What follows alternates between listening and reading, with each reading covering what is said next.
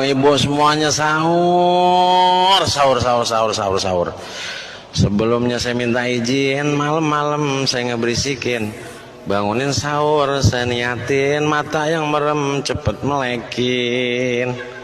Udah jam 3 saya ingetin, nasi dan sayur cepet angetin. Udah diangetin, tolong dianterin di musola, saya tungguin. Kalau belum juga dianterin, sampai jam 4 saya tungguin. Kalau belum juga dianterin, besok malam saya kagak bangunin.